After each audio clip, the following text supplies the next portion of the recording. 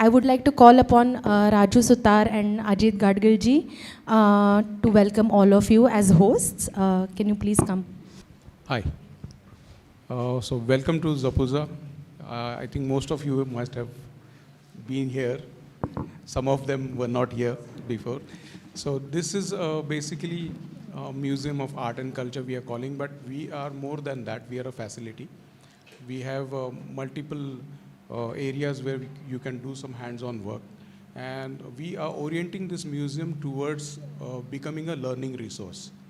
And the entire museum is Mr. Ajit Gadgil's collection, his private collection, which he has an idea to share it with people. That's the noble idea, to share everything with people. And that's how the whole idea started. But we are taking this museum to a level where it can become a learning resource for everyone. So this project is also a part of that project. Thank you so much. So I think the Zapurza Museum of Art and Culture would like to felicitate all those who are here for today's session as experts. So I would like to call upon one by one. We have Dr. Mariana Keller-Schieren from the Zentrum Paul Klee in Bern in Switzerland. We are really glad to have Zentrum Paul Klee on board as well.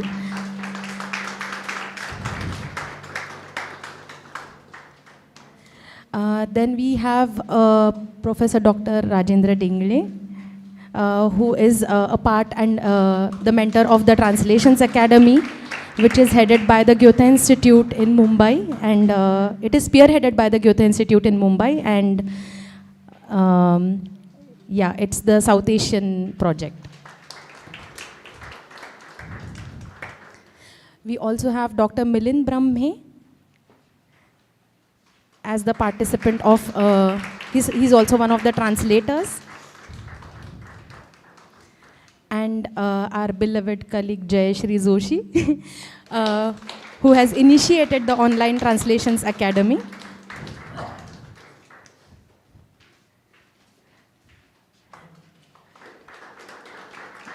Thank you so much for being here today, and we would like also to have Marcus join us, the director of Max Miller Bhavan, Pune.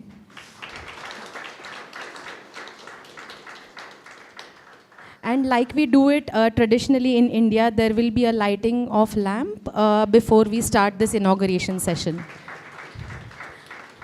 I call upon all of you to light the lamp. I think there are 5 of them, but I still would like to have all of you present.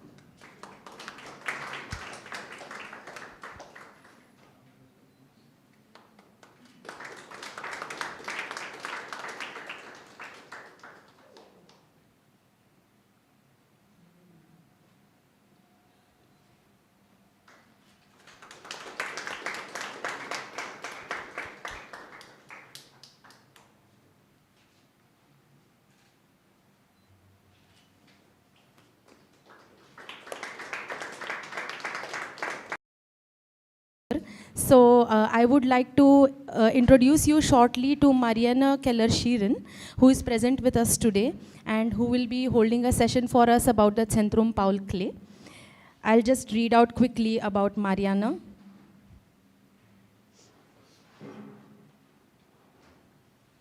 So Mariana is the head of archive, library and research at the Zentrum Paul Klee.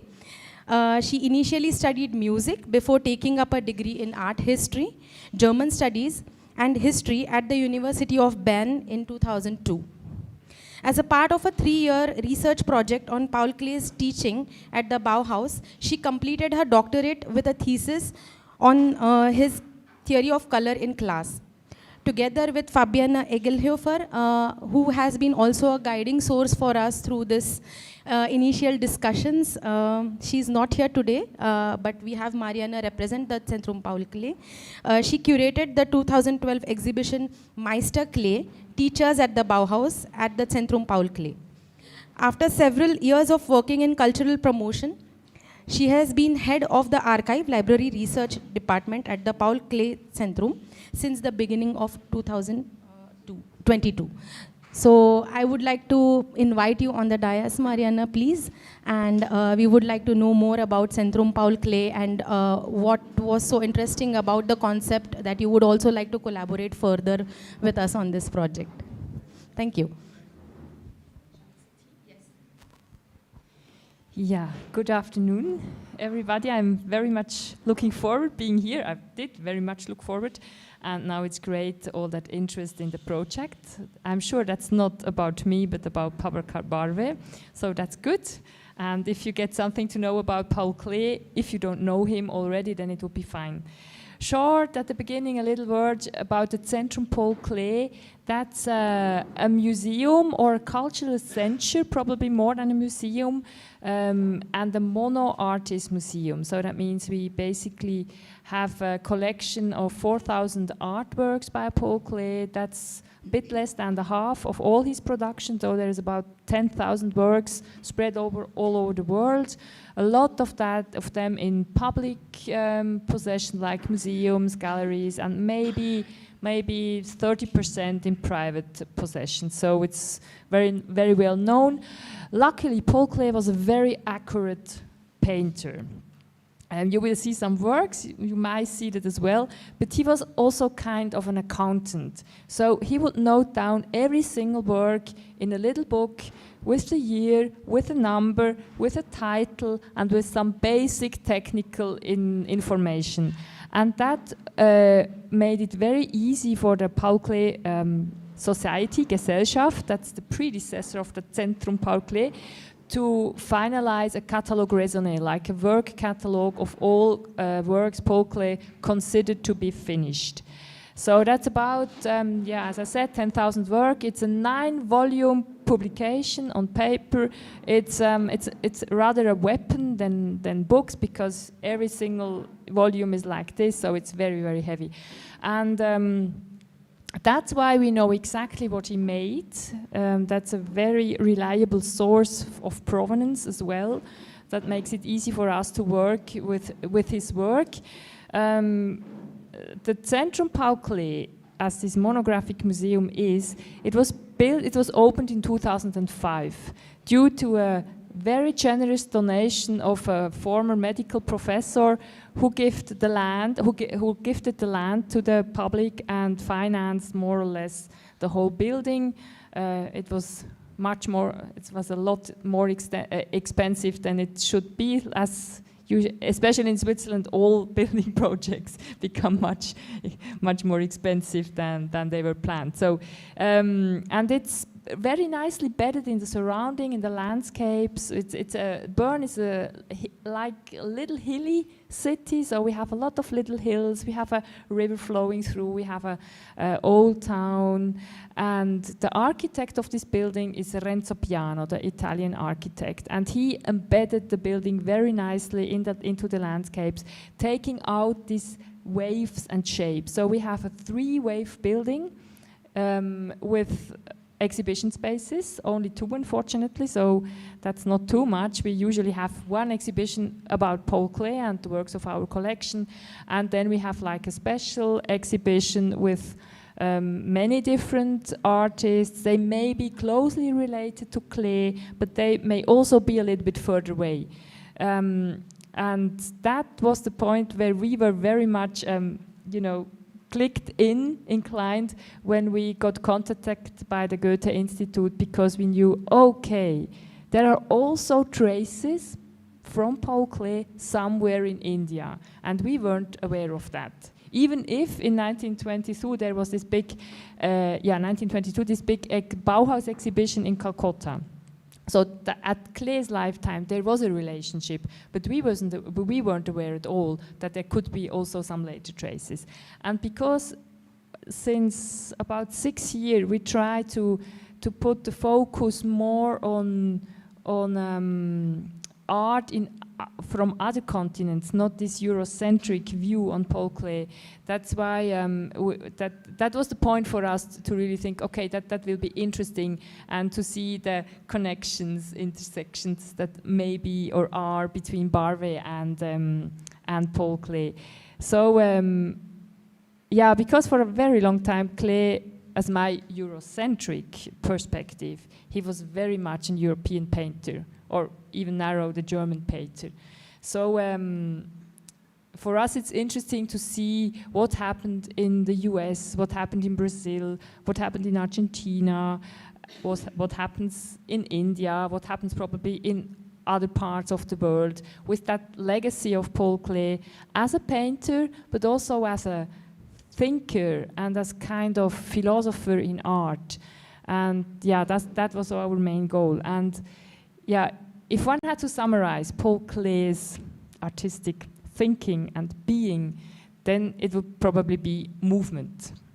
Because for him it was very important that the movement, the forming, the becoming, that's the essence of art in every part. So every day, everywhere, every song. And that's also what he tried to teach during his Bauhaus lessons. He would very much refer to nature. So he would take the example from a plant with a seed, and then the stem, the branches, and everything. And it's all built out from this energy that is in the seed. And interestingly, the seed is not, or a point, you can also name it a point more on the geometric way. The point itself has an energy in itself. So it doesn't need to get like an impulse to move, but it is itself is kind of moving inherently. And that's why it's a very energized way of forming everything. And he would later in the teaching, he would explain that because the point has an energy, it will move to a line. And then it will move to a surface, and it will move to create a space. So you can find that in every aspect, in his writings, in his work. If you take the time to look at them closely, then you can see that quite obviously.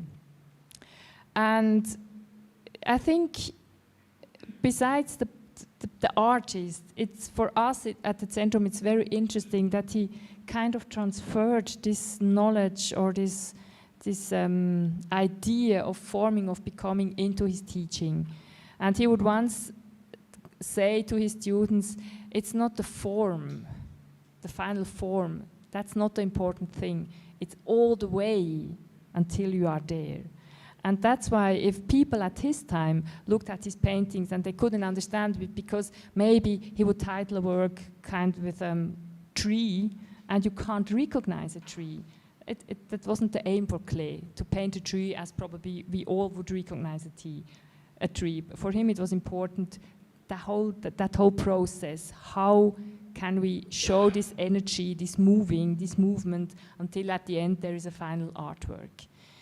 And you can, in the teaching, you can also see that he slightly changed idea in the time during his Bauhaus teaching.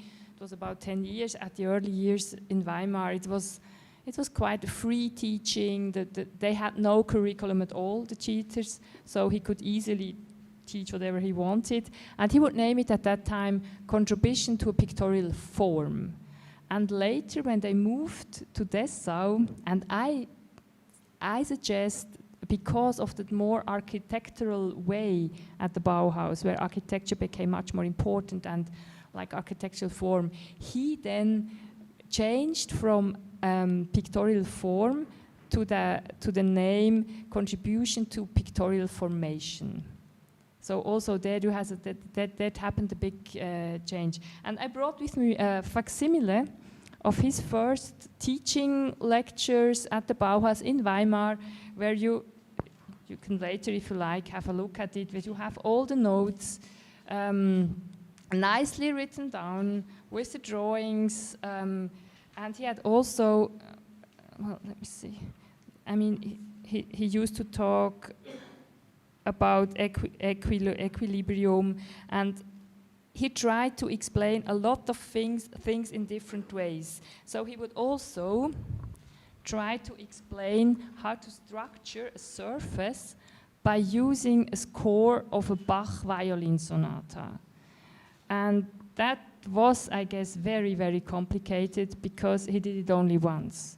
It's hard to believe that students in 1922 would understand what he wanted to do here, even if they may have played classical music or may have had kind of formation in this type. But to transfer this idea to painting was probably rather difficult, or to design, because the Bauhaus was a school of design.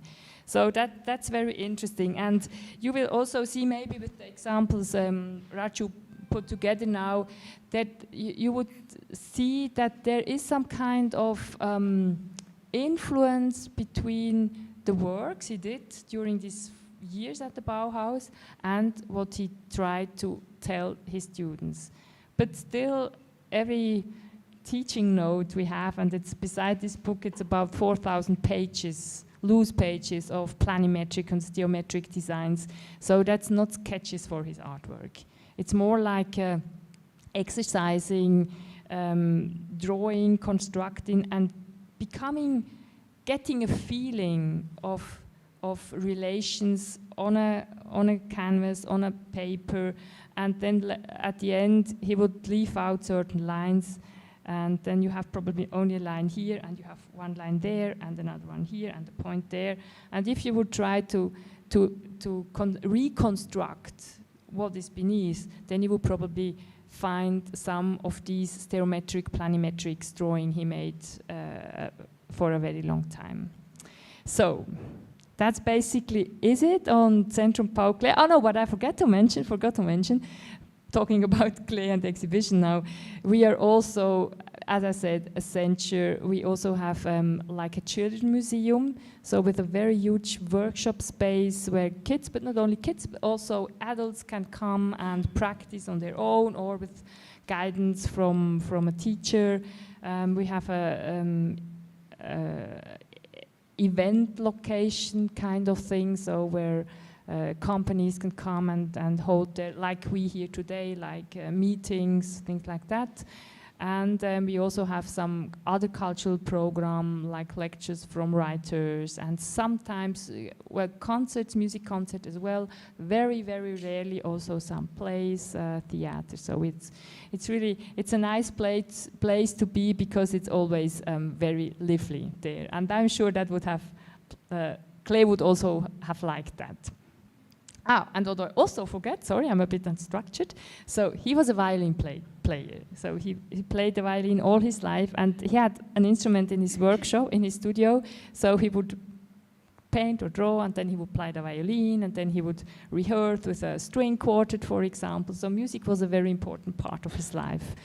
And that's why it's also nice that we have this concert in the museum, so that we kind of can put together also some interests that Klee really were very much looking for. Yeah, thank you.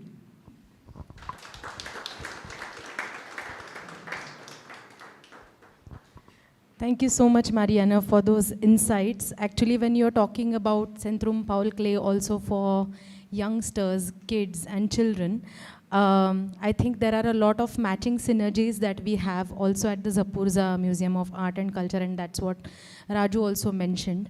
And so in this way, actually, to tell more about this project, it started with this idea which Raju proposed to us when our then director Miriam Bruns was still here.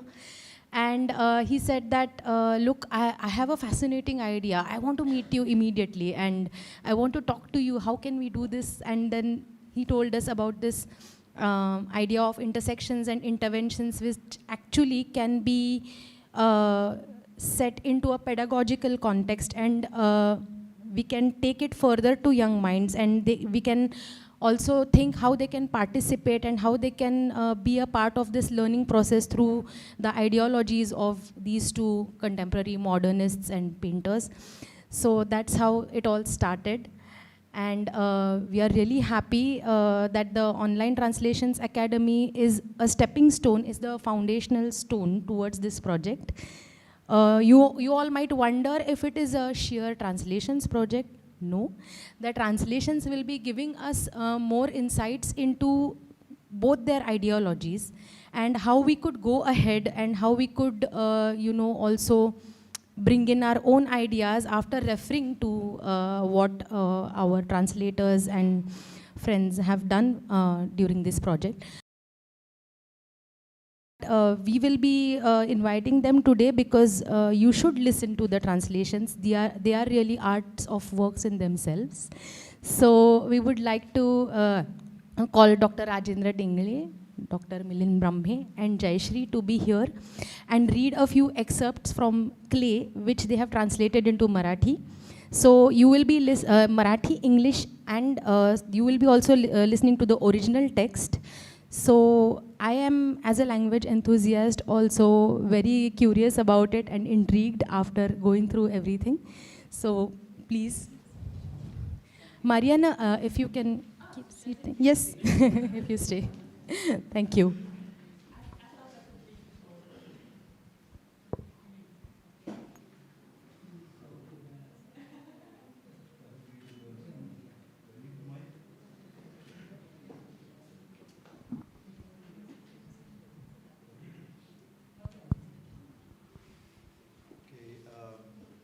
Read the German Text, Paul Klee. Ich möchte nun die Dimension des Gegenständlichen in einem neuen Sinne für sich betrachten und dabei zu zeigen versuchen, wieso der Künstler oft zu einer solchen scheinbar willkürlichen Deformation der natürlichen Erscheinungsform kommt.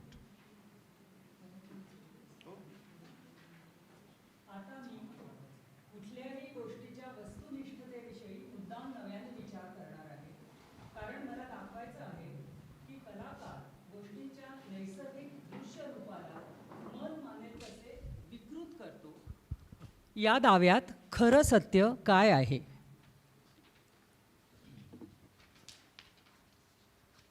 I would now like to look in a new way at the dimension of realistic representation and try to show a different reality behind why the artist often comes to a seemingly arbitrary deformation of the natural appearance of real objects. Ein Mann misst er diesen natürlichen Erscheinungsformen nicht die zwingende Bedeutung bei, wie die vielen kritikübenden Realisten. Er fühlt sich an diese Realitäten nicht so sehr gebunden, weil er an diesen Formenden nicht das Wesen des natürlichen Schöpfungsprozesses sieht. Denn ihm liegt mehr an den formenden Kräften als an den Formenden.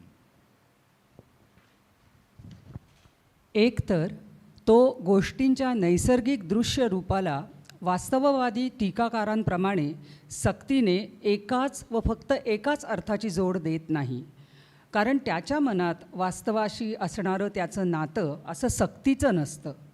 कारण आकाराने सीमित अशा गोष्टींच्या दृश्य रूपामध्ये त्याला नैसर्गिक सर्जनशील निर्मितीच्या प्रक्रियेचा अभाव दिसतो. कारण त्याला रचून पूर्ण झालेल्या आकारांपेक्षा आकार देणाऱ्या शक्तींमध्ये जास्त रस असतो. First of all, he does not attach a compelling singular meaning to these natural manifestations as the many realist critics do. He doesn't feel so tied to these realities because he doesn't see in these limited finished forms the essence of the natural creation process. Because he is more interested in the form-giving energies than in the limited finished forms themselves. Ist vielleicht, ohne es gerade zu wollen, Philosoph. Und wenn nicht wie die Optimisten dieser Welt für die beste aller Welten erklärt und auch nicht sagen will, dass diese uns umgebende Welt sei zu schlecht, als dass man sie sich zum Beispiel nehmen könne, so sagt sich doch, In dieser ausgeformten Gestalt ist sie nicht die einzige aller Welten.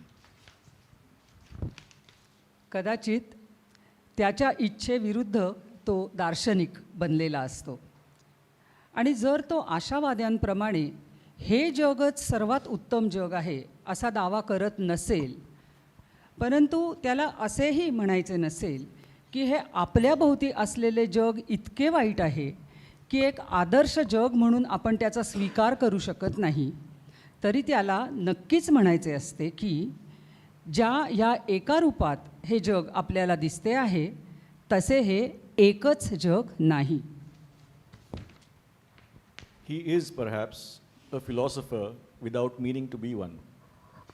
And if, unlike the optimists, he does not declare this world to be the best of all worlds, nor does he want to say that the world around us is so bad that we cannot accept it as an ideal world, he is still saying to himself, in this fully finished form visible to us, it is not the only one of all possible worlds. So besieht sich die Dinge, die ihm die Natur geformt vor Augen führt, mit durchdringendem Blick. Je tiefer schaut, desto leichter vermag Gesichtspunkte von heute nach gestern zu spannen. Desto mehr prägt sich ihm an der Stelle eines fertigen Naturbildes das allein wesentliche Bild der Schöpfung als Genesis ein. Erlaubt sich dann auch den Gedanken, dass die Schöpfung heute kaum schon abgeschlossen sein könne und dehnt damit jenes weltschöpferische Tun von rückwärts nach vorwärts, der Genesis Dauer verleihend. Geht noch weiter. अशी त्याची नजर निसर्गाने रचून त्याच्या डोळ्यांसमोर आणून ठेवलेल्या गोष्टींच्या दृश्य रूपाला भेदणारी. ती नजर जितक्या खोलवर जाणारी असते तितकीच ती त्याला त्या गोष्टीच्या वर्तमान रूपाचं तिच्या भूतकाळातील रूपाशी नातं जोडायला मदत करते. अशातच निसर्गानं निर्माण केलेल्या गोष्टीच्या रूपातच त्याच्या मनावर उमटणाऱ्या निर्मितीच्या उगमाच्या प्रतिमेचा ठसा जास्त जास्त ठळक उमटत जातो. मग त्याला हेही समजू लागतं की निर्मितीचं कार्य आज पूर्ण झालेलं आहे असं मानणं चूक असून विश्वनिर्मितीचं कार्य हे उलट दिशेला जात जात पुढे जात असतं, उत्पत्तीला काळाचा संदर्भ देत.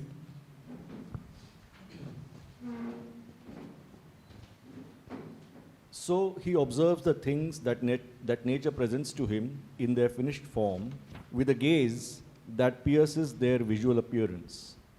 The deeper he looks, the more it helps him relate the present form of a thing to its past forms. More and more, the essential image of the act of creation as Genesis impresses itself rather than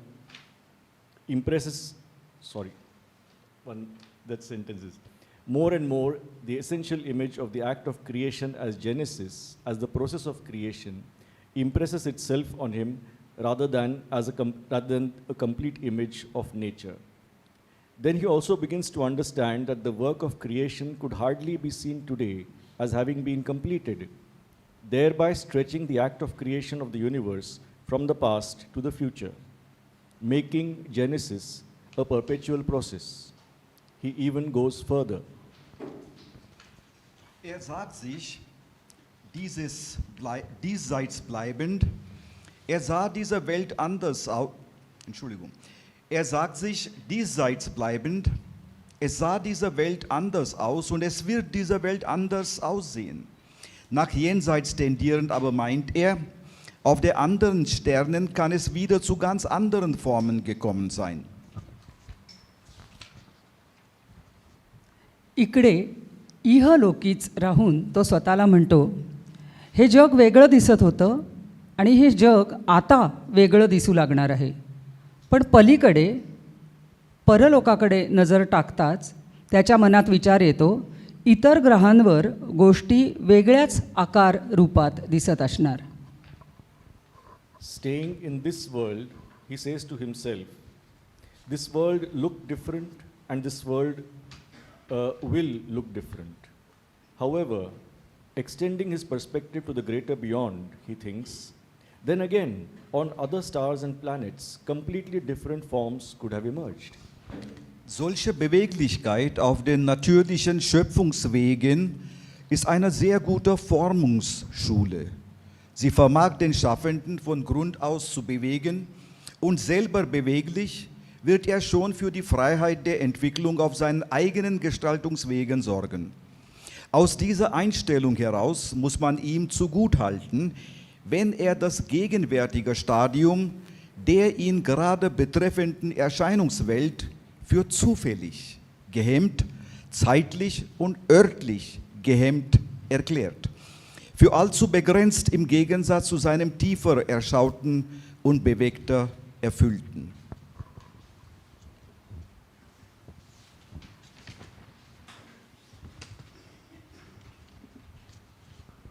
नैसर्गिक निर्मितीच्या मार्गावरची अशी चपळता आकार निर्मितीच्या कामात खूप काही शिकवते.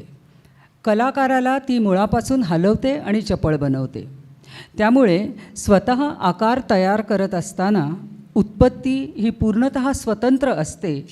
या तत्वापासून आपले ध्यान विचलित होत नाही ह्याची काळजी तो घेऊ शकतो. अशा दृष्टीनं बघता तो जर म्हणत असेल की या क्षणी त्याला दिसणाऱ्या जगाची स्थिती हीच उत्पत्तीची अंतिम स्थिती आहे असे वाटणे हा केवळ योगायोग आहे व ही स्थिती फक्त काळ आणि स्थळ यांनी सीमित असल्यामुळे आपल्याला तसे वाटते, तर ते आपण समजून घ्यायला हवे. ती अशी सीमित आहे असे वाटणे हे त्याच्या खोलवर जाणाऱ्या दृष्टीशी व हेलावून गेलेल्या भावनांशी विसंगत असते. Such agility in the ways of natural creation teaches a lot about the work of creating forms. It can shake the artist from the roots and make him agile. And once he is agile himself, he will see to it that in his own creative work, forms evolve freely. Viewed in this way, one must give it to him if he is saying that the present state of the visible world that concerns him at the moment is stunted by accident, stunted by its appearance at a particular time in a particular place. It is far too limited in contrast to the deeper and agile states that he has seen and felt. Thank you.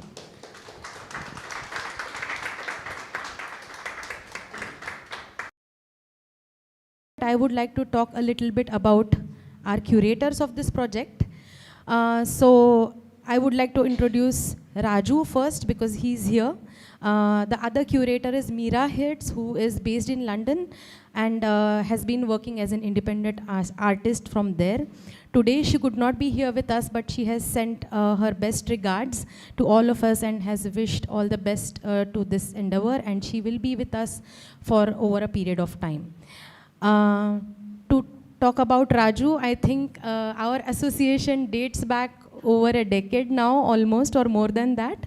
We met somewhere around 2012, and there were so many things that Raju was always curious about doing, about bringing in new concepts and introducing new things into the Pune art scene.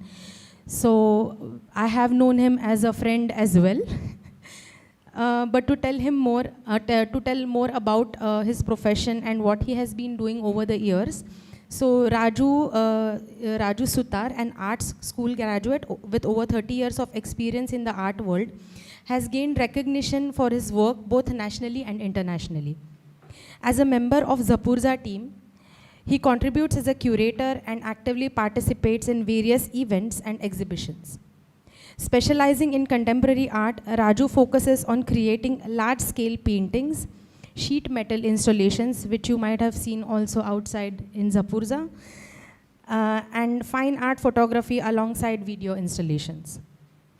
I always approach my work with the perspective of a painter, seeing objects through the lens of lines and structure, explains this Pune-based artist who has explored a wide range of mediums throughout his career.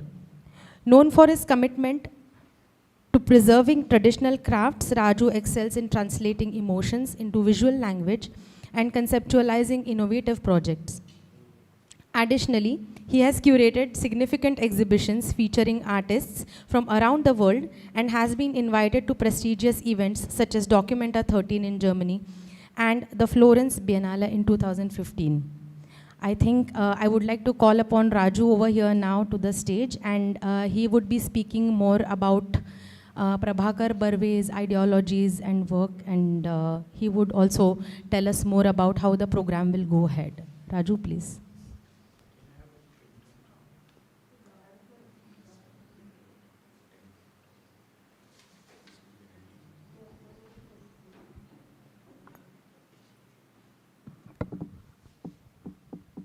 Hello. So, so I will talk about the idea which Renu just told you about. In my college days in 1990, I happened to meet Barwe sir, and it was a very interesting dialogue when I first met with him. And then there was another activity I used to very frequently do was to visit Max Muller Bhavan's library, because they used to have interesting books and Paul Klee books, some 8 or 10 Paul Klee books. So this is basically, this is pre-internet era. So we were very thirsty to see the visuals, and this library was so resourceful. And Raju, sorry for the interruption. Just one thing, if you all could speak into the mic and hold it a little closer. Yes. Thank you. Yeah.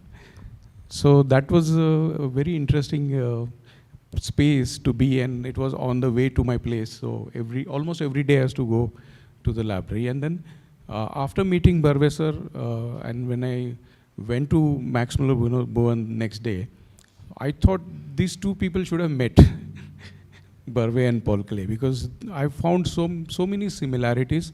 These two artists were so articulate in their work, and approaches very similar. But also the appearances were very different, because both are coming from different conditionings, different cultures. But there were very interesting spaces in between, which we cannot define.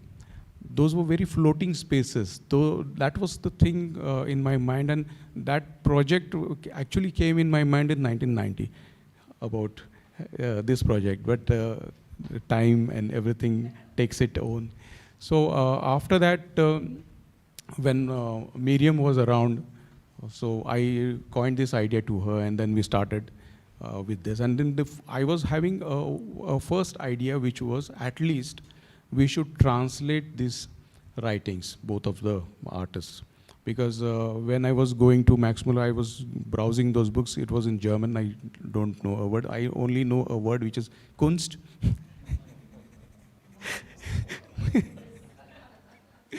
So I always thought if his writing was there in Marathi, it would have been helped a lot of artists, a lot of young artists, to make a way, think in a different way, because we lacked in that case, the conceptualization of ideas. We were very good at techniques. We were very good at painting, so many paintings, but the idea, the concepts, the thoughts were not taken very seriously in our college days. So that I really thought this would have helped.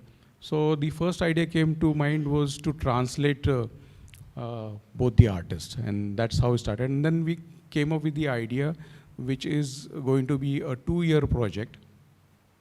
And this project, as Paul Klee always says, he believes in forming and not the form. So with these 2 years, we have this program which is going to be formed. We have not really decided everything right now. And that's the idea, because we want everybody to join in.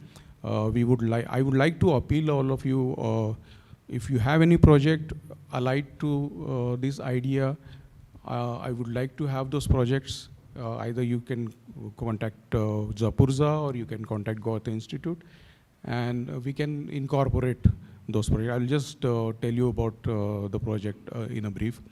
So talking about Barwe sir, a great artist, as almost every Indian knows, but his positioning in the contemporary art is very important, as there was a huge work happened with Bombay Progressives and Bengal School.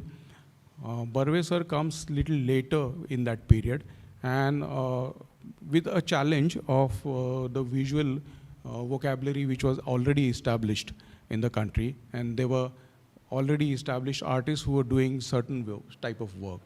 So in that space, bringing a complete new vision, bringing completely new thought, and not in a defined way, and keeping that whole visual vocabulary in a very floating manner, and thinking about each and every dot and each and every line, which was a very important aspect. And I think that legacy has to be carried forward. And I think this entire project is the idea of having that thing to be reached to as many art schools, as many design schools as possible, and the children's also, because we can see a lot of similarities with these both artists. Like Paul Klee was teaching in Bauhaus, working in the area of design. Barwe sir was working with Weavers Center. He was also designing textiles. And you can see both of them are very articulate, but like what when we discussed last time, I thought both these artists were writing, and for me, I think it becomes another medium for these artists, like drawing, painting, oil color, watercolor. The writing becomes another medium, because these are work of art in itself. Because like we discussed last time, there are so many half sentences by both the artists. And I think they had imagined a form, and they completed that form in the half sentence. And that is what very interesting about both the artists is. So there are so many things, if we go deeper, I think 2 years will be not enough for us. So I'll just briefly tell what we have roughly planned. So the entire project is going to be documented in an archive, open source archive, where everybody will have an access to that, and everything what we discuss, what we do, will be on that archive, digital archive. So that is one thing. We are also thinking of video, audio podcasts on various subjects, like the translation, and probably on some important paintings. We will have those video podcasts. And then, of course, the translation will be on the archive. And then we will have workshops. So these workshops are focused towards the art schools, design schools, architecture schools, children's. So we are going to have 6 workshops in this year, and the 6 workshops in next year.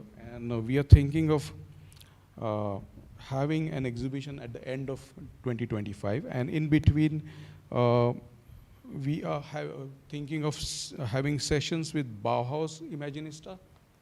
And there's an university, Heidelberg University, who is also interested in taking this project as a part of a semester in their curriculum. So we are thinking on that line as well. So this is going to be a very big project, and we will see a lot of branches shooting out of it. So that's a basic idea. Thank you so much. Thank you so much, Raju, for your insights about Prabhakar Barwe, and also the plan that we have before us for the upcoming 2 years. So now we come to the second session, since Raju has spoken about Prabhakar Barwe, and we already heard excerpts from Paul Klee.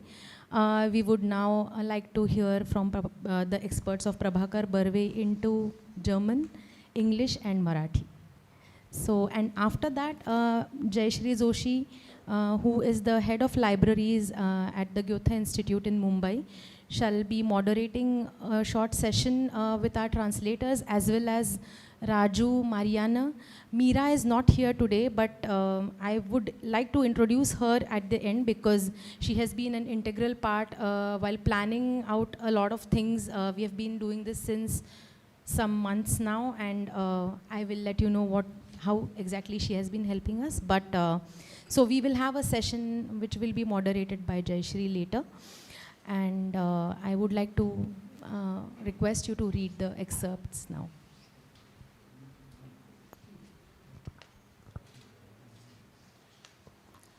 This is an excerpt from Manogat, Kora canvas. चित्रकला विषयक नियम आणि दंडक अशा नव्या प्रतिमा समूळ उखडून टाकतात. त्यामुळेच जुने निकष लावून अशा प्रतिमांचं मूल्यमापन करणं अशक्य होतं. त्यासाठी संपूर्णपणे नवीन निकष निर्माण करणं इतकाच पर्याय उरतो आणि हे करण्यासाठी धैर्य लागतं. या महत्त्वाच्या अडचणींखेरीज आणखी अनंत अडचणी उपस्थित होत असतात. विषय महत्त्वाचा वाटतो म्हणून चित्राला सुरुवात करावी तर आशयाचा पत्ता लागत नाहीसा होतो. आशय कधीकधी प्रतीत होतो परंतु त्याचं स्वरूप अगदी संदिग्ध असतं. अशा वेळेस त्याला योग्य व अनुरूप असा आकार मिळत नाही. मी जेव्हा आकार म्हणतो त्यावेळेस आकारात रंग व अवकाश या दोहोंचाही समावेश मला अभिप्रेत असतो. कधी आकार गवसतात परंतु त्यांचे एकमेकांशी असलेले दृश्य संबंध व दृश्य अर्थ यांचं नीट आकलन होत नाही. त्यामुळंच आशयाशी त्यांचं जे विशिष्ट नातं असतं त्याचाही बोध होत नाही. काही कल्पना नुसत्या विभ्रम निर्माण करतात तर काही तार्किक विचार त्यांना उत्स्फूर्त आकारांची जोड न मिळाल्यामुळं धडाधड कोसळतात. अशा नानाविध अडचणीतून, अनेक मोहातून, अनेक संभ्रमांतून, अनेक कसोट्या पार करून चित्रकाराला आपला योग्य मार्ग शोधून काढायचा असतो. चित्रावकाशाशी तादात्म्य साधल्याखेरीज चित्रकाराला त्याचा मार्ग सापडत नाही. सर्व पूर्वनियोजित कल्पना व त्या कल्पनांच्या आधारे निर्माण होणाऱ्या प्रतिमा यांचा प्रसंगी पूर्ण त्याग करावा लागतो, तर प्रसंगी अशा प्रतिमांचं कठोर परिशीलन करावं लागतं. अगदी शांत व मोकळ्या मनानं त्या चित्रावकाशाला सामोरं जाऊन व त्या अवकाशातून सहज स्फुरणाऱ्या प्रतिमांचं स्वागत करून एक प्रकारे त्या चित्रावकाशाला पूर्णपणे शरण जाऊन त्याच्या त्या विशुद्ध रूपाशी एकरूप झाल्याखेरीज खऱ्या अर्थानं अभिजात चित्राचा उगम होत नाही. मात्र एकदा काही एकरूपता साधली आणि त्या चित्रावकाशाशी चित्रकार मनानं तद्रूप झाला की त्याला पुढचा मार्ग आपोआप सापडतो.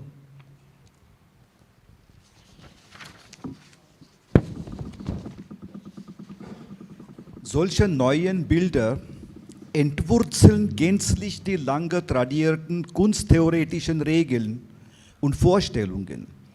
Daher wird es unmöglich, nach den alten Kriterien den Wert dieser neuen Bilder einzuschätzen. Der Maler hat dann die einzige Möglichkeit, selbst völlig neue Kriterien zu bilden, was Mut verlangt. Abgesehen von diesen wichtigen Schwierigkeiten entstehen ständig unzählig neue Probleme. Kommt dem Maler ein bestimmtes Thema für ein neues Gemälde als wichtig vor, so stellt er fest, dass er es eigentlich nicht wohl verstanden hat. Zwar leuchtet ihm der Sinn dieser neuen Idee zwischendurch mal ein, aber ihre Gestalt ist noch sehr diesig und folglich findet das Thema keine richtige Form. Mit Form meine ich eine Zusammenkunft sowohl von Farbe als auch von Raum. Manchmal findet der Maler solche Formen, aber wie diese visuell miteinander zusammenhängen und Sinn stiften, bleibt noch unklar. Der Sinn der Einzigartigkeit und Besonderheit ihrer Beziehung miteinander entfällt ihm. Einige Ideen verursachen nur Verwirrung, während einige philosophische Gedanken sich als völlig untauglich erweisen, weil diese keinen spontan richtigen und förmlichen Ausdruck finden können.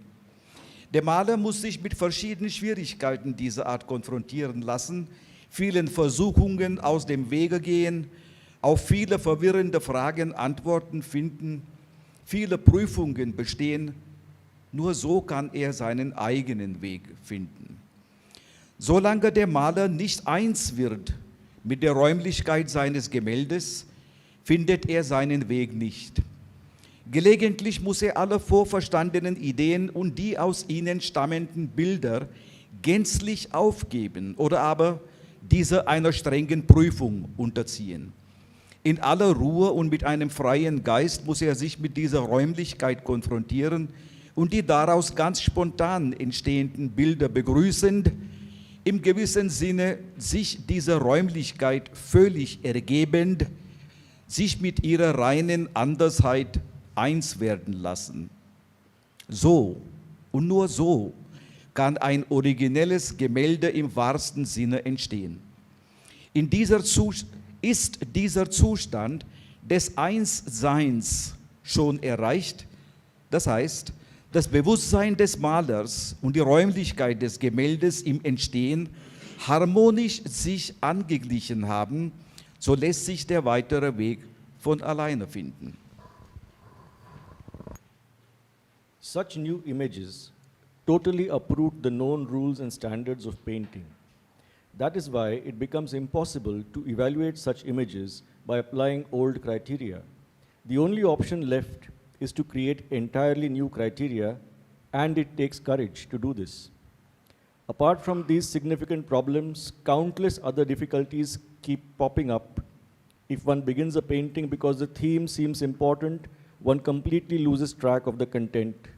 Sometimes the content becomes apparent, but it remains quite nebulous. At such times, it does not find appropriate and suitable form. When I say form, I mean to include both color and space.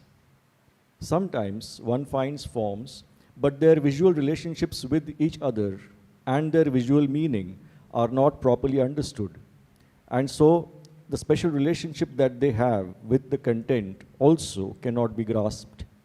Some ideas create mere illusions, while some logical thoughts, lacking spontaneous form, fall apart. A painter has to pass through all kinds of difficulties, through many confusions, has to resist many temptations and pass many tests in order to find the right path. The painter must become one with the picture space in order to find his way. All preconceived ideas and the images arising out of those ideas have to be, on occasion, completely abandoned, while at other times such images have to be rigorously scrutinized. Without facing up to the emerging picture space with a calm and open mind and welcoming the images spontaneously coming from that space, without in a way completely surrendering to that picture space and becoming one with its pure form, a truly original painting cannot come about. However, once this oneness is achieved and the painter's inner self is attuned to that emerging picture space, he automatically finds the way ahead.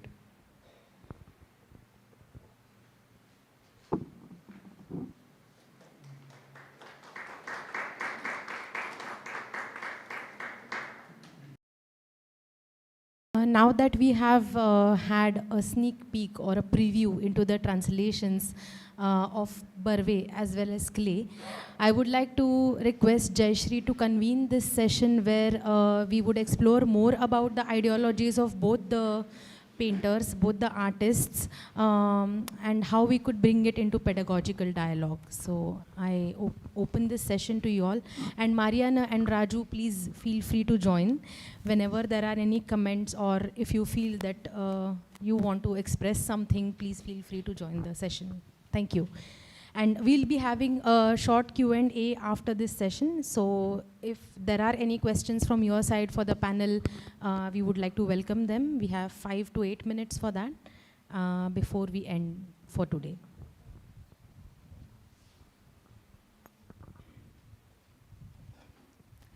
Thank you.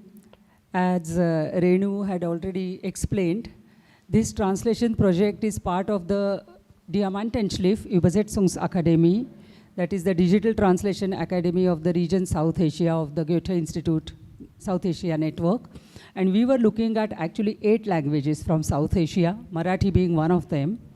And we had mentors for each language, and we had jury selected body of translators, upcoming translators who knew both languages, and most of them ideally had studied literature. And they had given a sample translation. On the basis of these sample translations, say out of 15, we had selected 3 to 5 of them.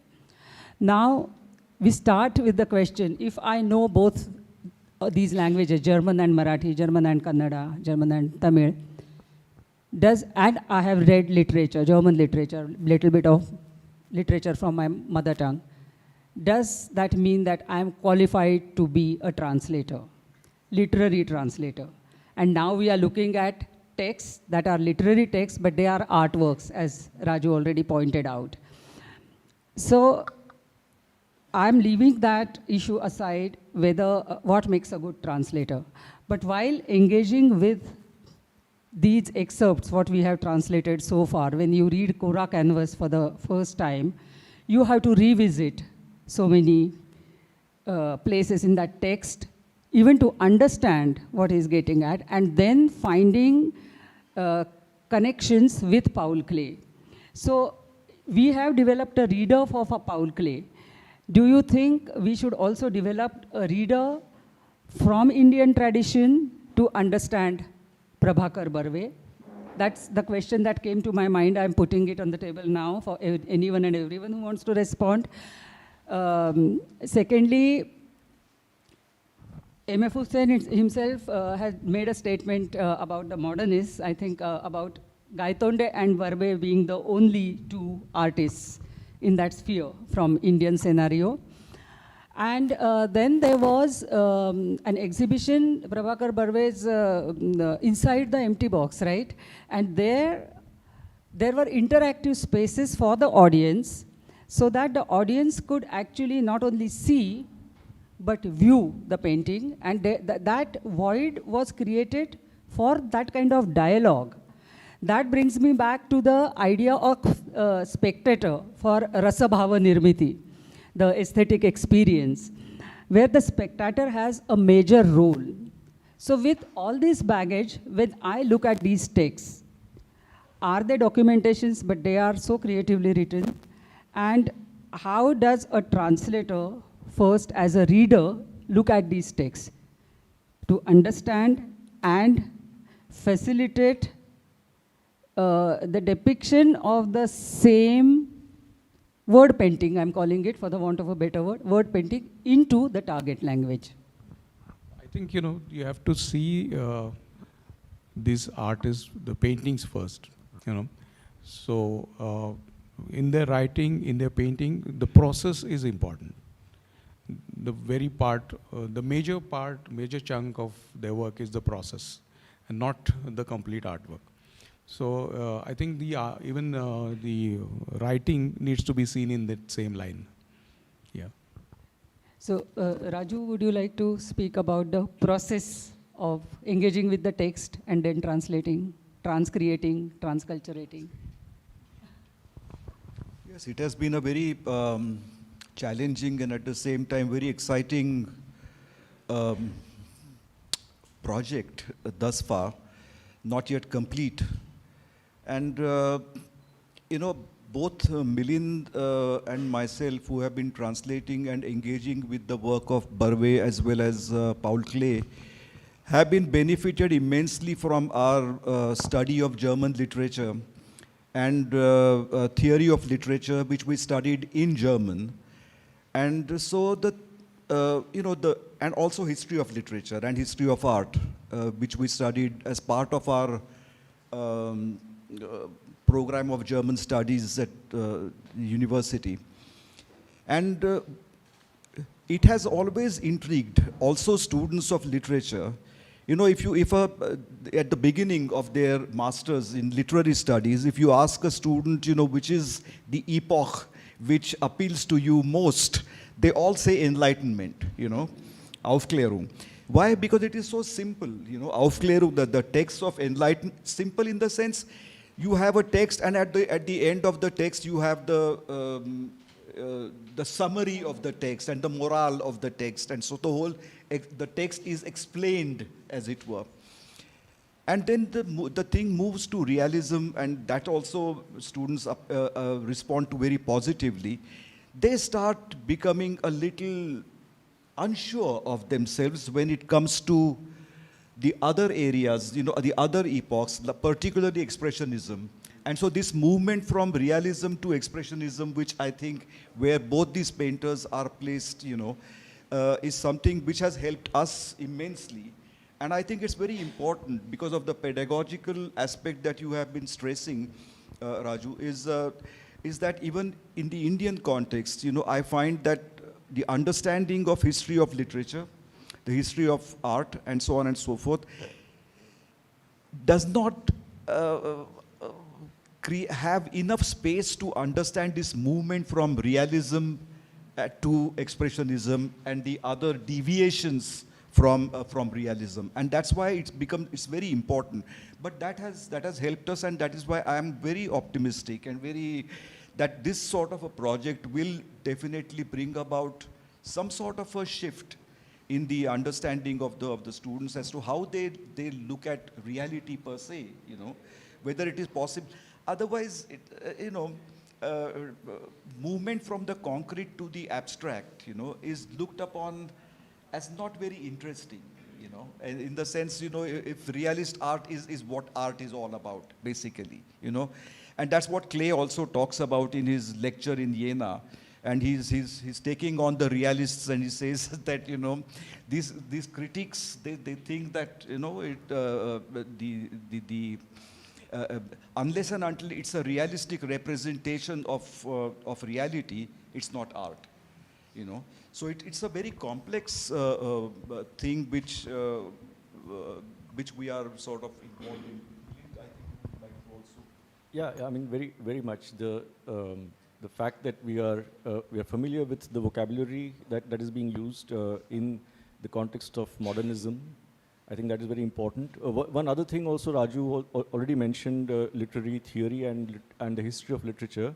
I think also, I mean, both of us, I did my PhD with him, by the way, on G.A. Kulkarni and Franz Kafka. So we have both also engaged with comparative studies for quite a long time. And I think this perspective of a comparative perspective between cultures is also very helpful, and during the process of translation.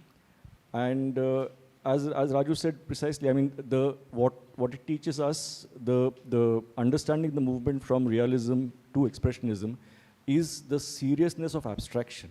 I mean, how serious a process abstraction is in art. I think that is something that if the pedagogical aspect of this project can propagate, I think it will be a great service. Do you want to speak about, I mean, I'm curious to know, has realism, the artist felt that the realism has lost its potential? So that extended naturalism, what Raju had pointed out during our discussions, and Broch. So if you want to comment upon that. I think that point also comes up when, just before the program, when Raju Sutar was saying about the perspective that comes over. I mean, one of the expressions for moving beyond realism, I think that is where we saw in what Klee says, that the gaze of the artist pierces the visual appearance of the object in front of him, and then spans the history of the forms of the object from the past to the future, actually, in the sense that he, so that is where you mentioned Broch, so I'm just saying Hermann Broch, who has done some work on the problem between art and kitsch, and the connection between an extreme naturalism and kitsch. He points out that in a poet like Kafka, for example, in a poet like Kafka, everything appears something, all the images are from our reality. In that sense, it is realistic, but it is an X-ray of the reality. So in that sense, it is an extended realism. So that, I think, is something that both Barwe as well as Klee are suggesting through their word pictures, as you said. Thanks. You, Professor Dengle also mentioned romanticism. He had also said romanticism is not an escapist stance, but a serious engagement with history and other cultures. So about Schlegel's engagement, would you like to speak about it a bit? Yeah, I would like to, see, when you are teaching literature, you are dealing with metaphors. And metaphor is something which sort of is about defamiliarization. You know, I mean, you look at reality, you look at an object, but a metaphor is about a process which sort of makes you feel defamiliarized with the familiar. And you move away from it. These are semantic shifts which happen in philology. And so when we are talking to students of literature, we are also asking them to see things, and we ask them to look at abstract art. We ask them to look at realist art and find out for themselves how they respond to both. I mean, a proper object drawing, that kind of a painting, or and then abstract art. What is it that you find appeals to you most, and what is the process? So philology, these are both, and you talked about both Klee and Barwe's texts as works of art in themselves, you know. So I read them also as a philologist, and I think that there is also a philology of reading painting, you know. So, so this is, I think, a very important point that needs to be stressed, that not only are we talking about intersections between cultures and media and so on and so forth, but we are also talking about, you know, the process of, methodologically speaking, the process of semantic shifts that sort of pervades all creative art, you know, and that is something which I think both Klee and Barwe are. I think this becomes very important because very few artists are articulate. Very few. They are always involved in the processes. But especially in these two artists, the articulation is very important, and also it's not going in the literature way. It's not going in a documentation way. And that becomes very interesting in that case. You know, that's exactly why this project of translation is also very important. Yeah, and does it work? Yeah. Okay, thank you.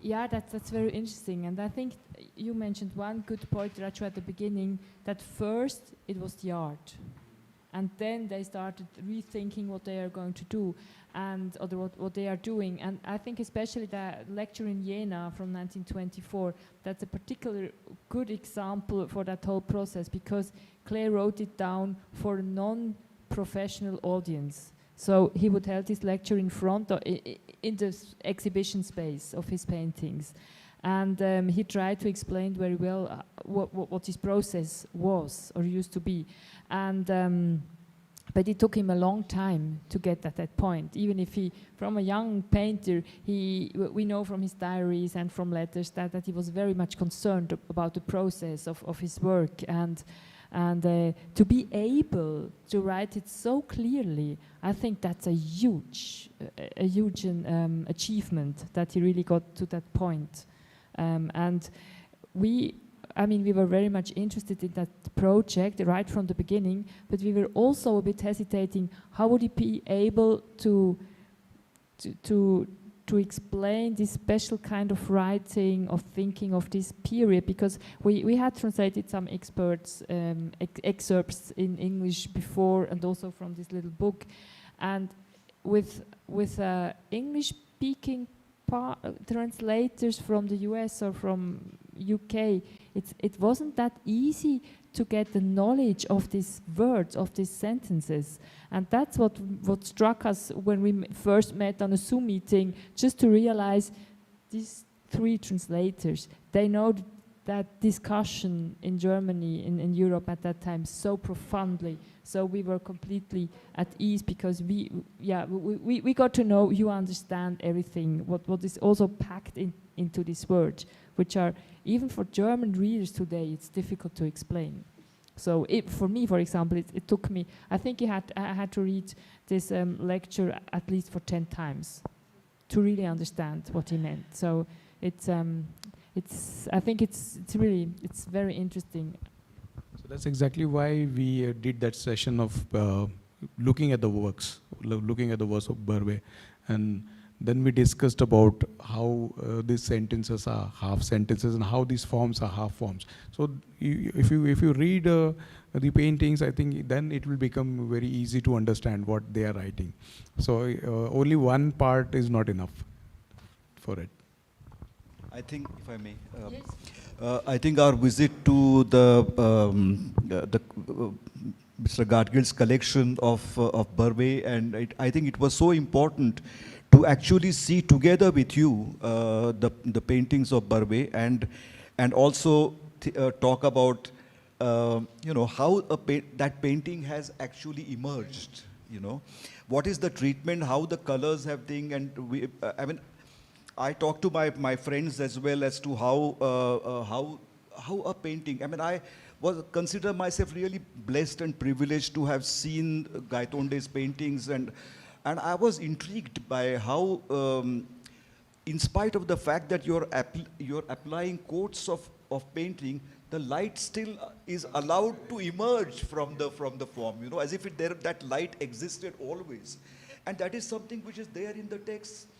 They want to communicate this verbally to the reader, and that's why they have to be extremely creative with the language, which may create problems for the reader of these texts as well, And you can see that with Klee's Jena Vortrag, that the sentences are incomplete.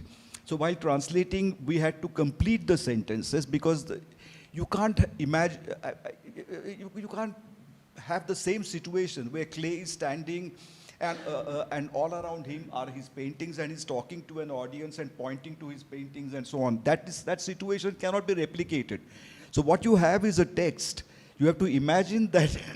So the sentences needed to be completed, And so this basic hermeneutic principle of putting yourself in the position of the writer is not an easy thing to do, because then you have to, on the one hand, see their paintings, on the other hand, try and understand what they are trying to say with the help of language, this medium, as you said. So this intermedial kind of interaction with the reader is something which is very challenging and very exciting for the translator.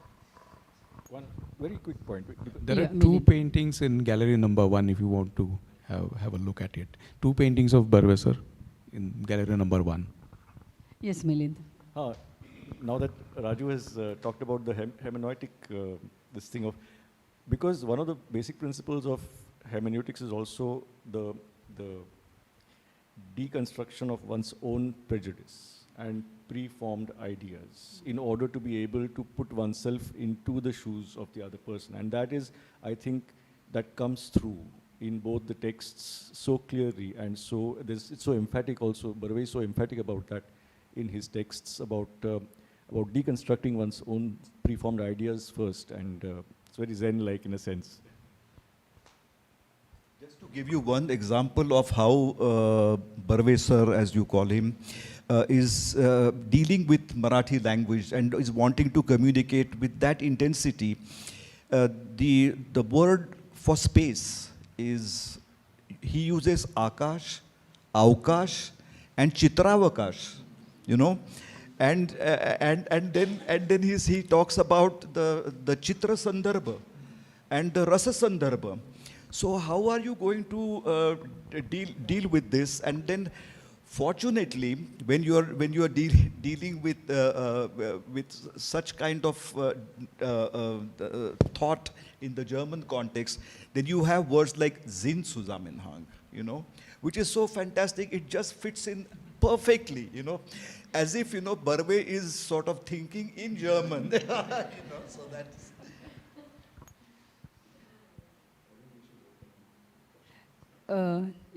Just 2 points.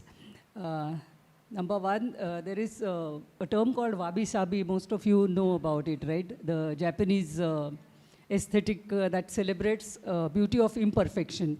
So I think we should allow that kind of imperfection and survival of the text and linguistic hospitality, all these concepts brought in maybe for this translation. But of course, we will discuss that in depth after the project is done, over, printed.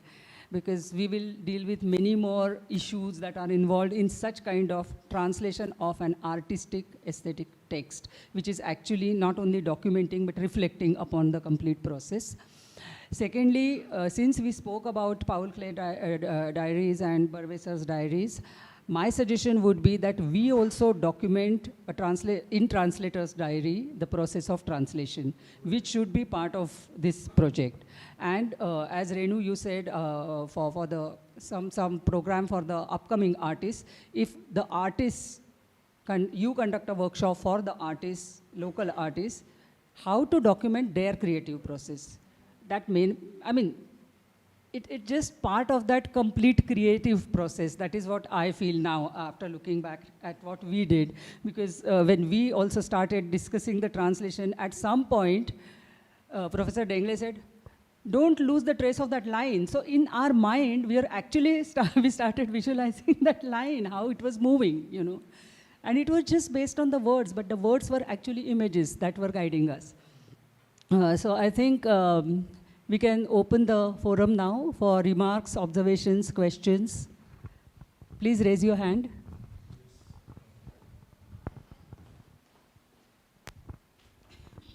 Parth, you said you had to, you had an observation, so maybe after the lady. Yeah. Yeah, hello. Am I audible? Yes. Okay. So, ich heiße Pallavi Pathak und meine ist eigentlich eine ganz kleine Frage, but I would like to, or I feel that need to make the question a bit bigger because that is needed for the answer. So basically, I am a civil engineer passed out from COAP, have worked in the construction field for 20 years. Then I did my MA Germanistic from Pune University, and my I won't say specialization as such, but a part of my specialization was under Akshay Joshi sir, Professor Dengre must be knowing him, was related to the Realismus und Kubismus und so weiter. So I have written an essay on that. And since last 2 years, I'm teaching German at Modern College, Pune. And right now, in moment, I'm at such a crossroad, standing at such a crossroad, whether because my greatest of the hobbies is, of course, reading and writing and painting as well. And civil engineering is so much closely related to the architecture, and of course in literature Geschichte, we have learned the Bauhaus movement and all of that. So all these things are so closely related to each other and are really close to my heart as well. So, is there any chance that I can be a part of this project? So that is the question actually. Yeah. Okay. Yeah, of course. But you need to think on and write down a project, and Okay. you can just send it to us, and then we'll think about Okay. it. Yeah, sure. Yes, thank you. Parth?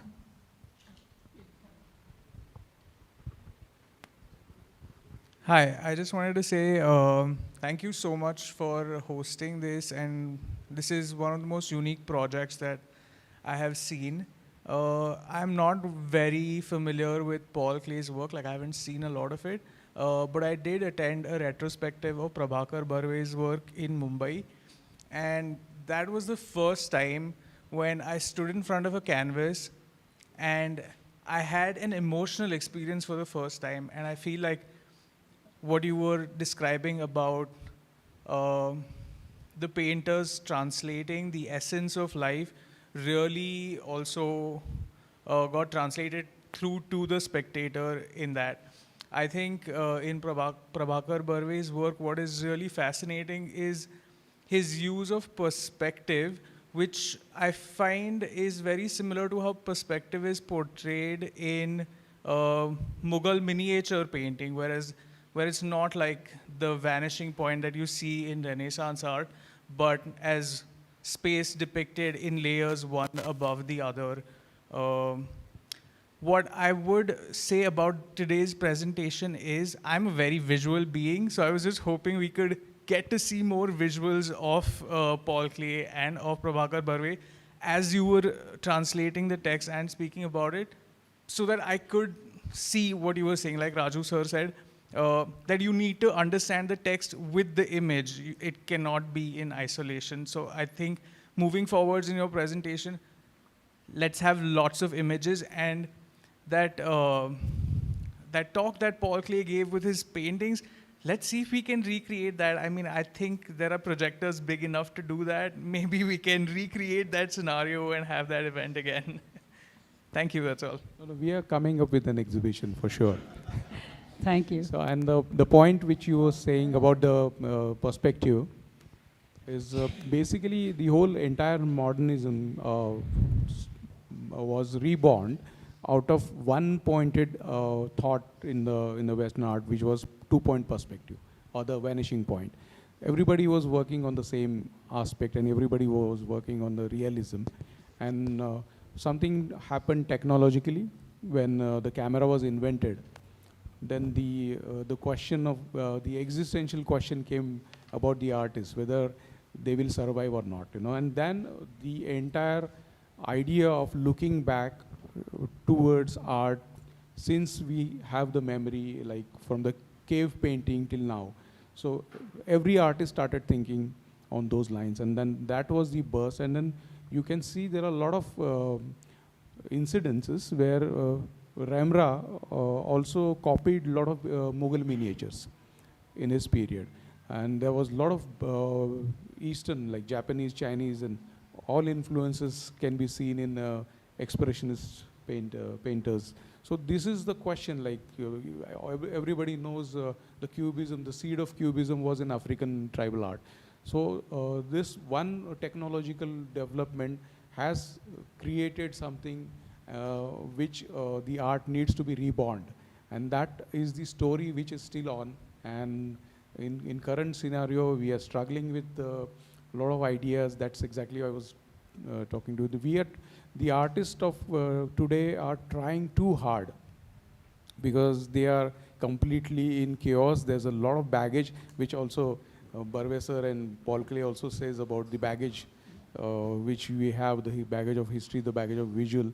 And we are also struggling with that. So when these two artists are saying, one is saying that it should flow and the other one is say it should be forming, and the artist today is trying too hard. So this is the contradiction which I am really saying, and that's exactly why this project becomes very important, to transfer the thought as it is to the next generation without really changing it or yeah. So that's the idea. Thank you.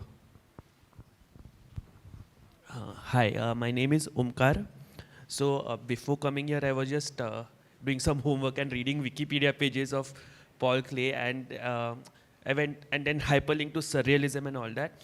And then I discovered that for Barwe sir, like there was just nothing on Wikipedia. So my question is like, say surrealism as such, like when it happened in Europe, did it, or is it of its equivalent, did any movement happen in India?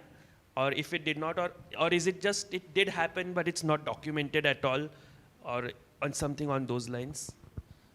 See, there was no communication as such as we have today, but there are incidences where you can see there's an interaction between both the cultures, which in India, unfortunately, is not documented. And but there is a certain dialogue you can definitely find. But there's a complete different approach altogether. Approach looking at the life as well. The way we live and the way the Western world live is totally different.